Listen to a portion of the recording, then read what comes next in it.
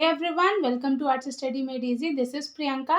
तो हमारी क्लास 8 की ज्योग्राफी सीरीज चल रही है जिसमें हम क्लास 8 ज्योग्राफी एनसीईआरटी को चैप्टर वाइज डिस्कस करते हैं। तो हमारी इसी सीरीज में हमारा चल रहा है चैप्टर नंबर 3 जो कि है मिनरल एंड पावर रिसोर्सेज। इस चैप्टर में हम मिनरल के बारे में देख रहे हैं कि मतलब मिनरल को कैसे हम क्लासीफाई करते हैं, कैसे उनका एक्सट्रैक्शन होता है और कहाँ कहाँ वो लोकेशन उनका है, कैसे उसको यूज़ करें, कंजर्व करें। प्लस पावर रिसोर्सेज जो होते हैं मतलब जो भी ऐसे रिसोर्सेज जिन्हें हमें पावर मिलती है, जैसे कि हमारा कोल हो गया, पेट्रोलियम हो गया, सोलर एनर्जी, ये सब जो हैं, तो इनके बारे में इनका यूज़ देखते हैं और इनको कैसे कंजर्व कर सकते हैं, इस बारे में हम इस चैप्टर में पढ़ रहे हैं। ठीक, तो इसके पहले हमारे 2 लेक्चर्स हो चुके हैं जिसमें हमने डिस्कस किया था मिनरल्स के बारे में और उनके एक्सट्रैक्शन के बारे में और उन्हें क्लासीफाई किया था कि वो किस किस टाइप के होते हैं। अगर आप नहीं देखे हैं तो प्लेलिस्ट का लिंक आपको डिस्क्रिप्शन में मिल जाएगा, आप वहाँ से देख लीजिएगा। और हाँ, हमारे जो लेक्चर्स में जो हम पीडीएफ यूज़ करते हैं, अगर आपको ये चाहिए तो टेलीग्राम चैनल का लिंक आपको डिस्क्रिप्शन में मिल जाएगा, आप वहाँ से पीडीएफ्स को ईजिली डाउनलोड कर सकते हैं।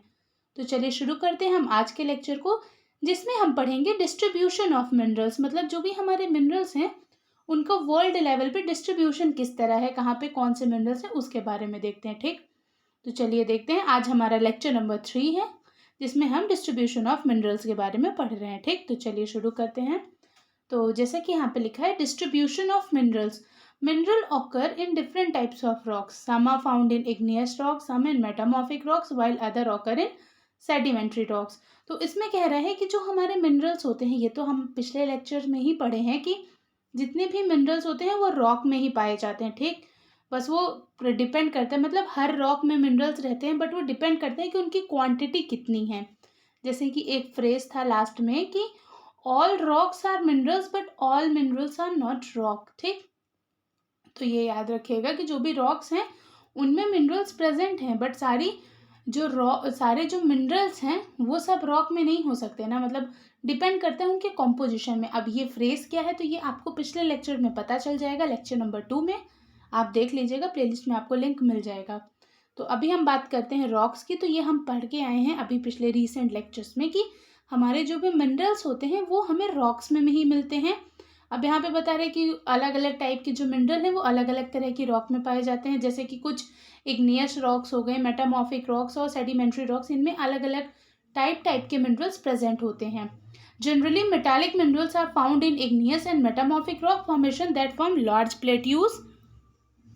तो इसमें कह रहा है कि जो हमारी मतलब मेटालिक मिनरल्स होते हैं, जो मतलब मेटल कंटेन करते हैं, वो इग्नियस और मेटामॉर्फिक रॉक्स के फॉर्मेशन में पाए जाते हैं। और अब ये इग्नियस और मेटामॉर्फिक रॉक कहाँ पे रहते हैं तो ये हमारे लार्ज जो प्लेट्यूज होते हैं वहाँ पे ये प्रेजेंट होती हैं, जिनमें हमारे मेटालिक मिनरल्स ज़्यादातर मात्रा में प्रेजेंट होते हैं। ठीक, तो चलिए अब यहाँ पे बात हो रहा है, एग्जाम्पल में बता रहा है कि iron ore in north Sweden, copper and nickel deposit in Ontario Canada, iron, nickel, chromites and platinum in South Africa are examples of minerals found in igneous and metamorphic rocks।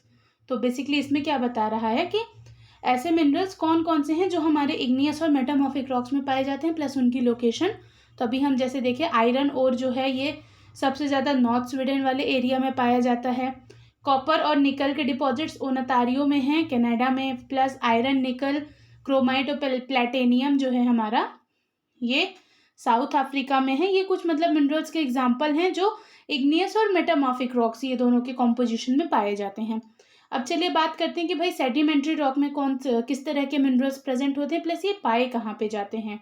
अच्छा, ये एक और बात, हाँ, ये जो हमारे इग्नियस और मेटामॉर्फिक रॉक्स जो हैं इनमें जो मिनरल्स हैं ये सब प्रेजेंट कहाँ होते हैं, ये प्लेट्यू जो रीजन होते हैं, हमारे बड़े बड़े जो प्लेट्यू रीजन है वहाँ पे हमें ये मिनरल्स सबसे ज़्यादा मिलेंगे, ये वाली रॉक्स। आप सेडिमेंट्री रॉक की बात करें तो सेडिमेंट्री रॉक जो है वो हमारी प्लेन एरिया में ज़्यादा मिलेगा, या फिर जो हमारे यंग फोल्ड माउंटेन्स होते हैं। अब ये यंग फोल्ड माउंटेन क्या है तो ये हम आपको क्लास 7th की ज्योग्राफी में पढ़ाए हैं, आप वहाँ पे देख लीजिएगा, प्लेलिस्ट का लिंक आपको डिस्क्रिप्शन में मिल जाएगा, नहीं तो चैनल से आप देख लीजिएगा।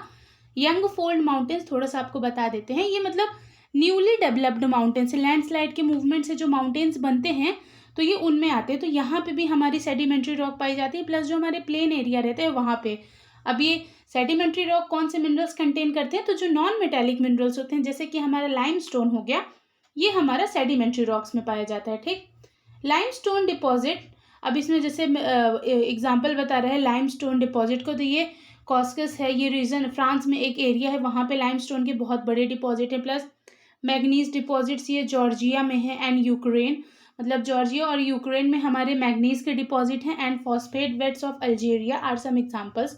तो जो हमारे नॉन मेटालिक मिनरल्स हैं उनके कुछ एग्जांपल्स यहाँ पे दिया है, जैसे कि हमारा लाइमस्टोन का डिपॉजिट जो फ्रांस के रीजन में पाया जाता है कॉस्कस के, देन मैग्नीज डिपॉजिट ये जॉर्जिया और यूक्रेन में है, एंड फॉस्फेट बेड्स ये अल्जीरिया में है। ये कुछ एग्जांपल्स थे। अब यहाँ पे बात कर रहा है कि जैसे mineral fuel such as coal and petroleum, ये भी हमारे नॉन मेटालिक में ही आते हैं, मतलब इन्हें हम मिनरल फ्यूल्स के नाम से जानते हैं। तो इसमें कह रहे हैं कि जो ये हमारे मिनरल फ्यूल्स होते हैं, जैसे कि हमारा कोल हो गया और पेट्रोलियम हो गया, ये भी हमारे सेडिमेंट्री स्ट्रेटा में ही पाए जाते हैं। अब ये सेडिमेंट्री स्ट्रेटा क्या है, ये एक नया वर्ड है। तो देखिए जहाँ पे सेडिमेंट्री रॉक जो है वो हमारी बहुत ज़्यादा मात्रा में प्रेजेंट रहती है, उसे हम सेडिमेंट्री स्ट्रेटा के नाम से जानते हैं। तो यहाँ पे हमारे मिनरल फ्यूल्स जैसे कि हमारे कोल एंड पेट्रोलियम प्रेजेंट होते हैं। ठीक, these are also very essential minerals. चलिए अब हम देखते हैं, अब यहाँ पे जैसे वर्ल्ड कॉन्टिनेंटल लेवल में अब बताएगा कि भाई कौन से कहाँ पे कैसे कैसे कौन कौन से मिनरल्स पाए जाते हैं। तो सबसे पहले हमारा जो लार्जेस्ट कॉन्टिनेंट है जो कि है एशिया। अच्छा, आपको ये कॉन्टिनेंट वगैरह तो पता है ना?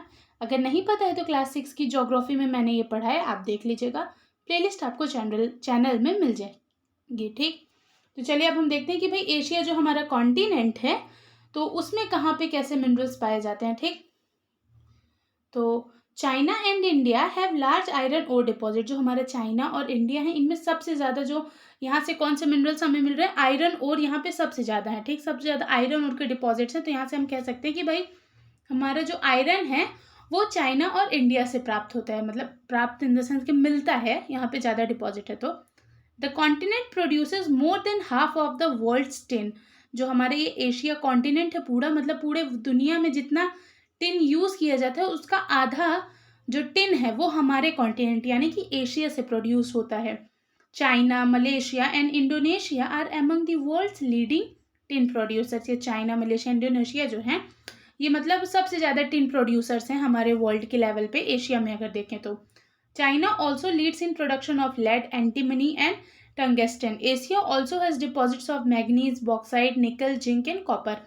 तो इसमें क्या बता रहा है, देखिए सबसे पहली बात तो क्या बता रहे हैं कि चाइना और इंडिया में सबसे ज़्यादा आयरन ओर पाया जाता है, आयरन ओर डिपॉजिट है। ठीक, दूसरा क्या बता रहा है कि जो हमारे वर्ल्ड में टिन का यूज़ है उसका लगभग हाफ जो है वो हमारे कॉन्टिनेंट यानी कि एशिया से जाता है, जिसमें भी कंट्रीज़ कौन कौन सी हैं जो लार्जेस्ट प्रोड्यूसर हैं, चाइना, मलेशिया एंड इंडोनेशिया। ठीक, देन बता रहे हैं कि जो हमारी चाइना है वो और कौन कौन सी चीज़ों का प्रोडक्शन करती है, तो लेड, एंटीमनी और टंगस्टन ये भी हैं जो चाइना प्रोड्यूस करती है। प्लस एशिया में और कौन कौन से डिपॉजिट है, तो हमारे manganese, bauxite, nickel, zinc and copper के भी ये जो मिनरल्स हैं इनके डिपॉजिट है। अच्छा, आपने इनमें एक चीज़ नोटिस की, जितने हैं सारे हमारे मेटालिक मिनरल्स हैं। ठीक, उनके बारे में बात हो रही है।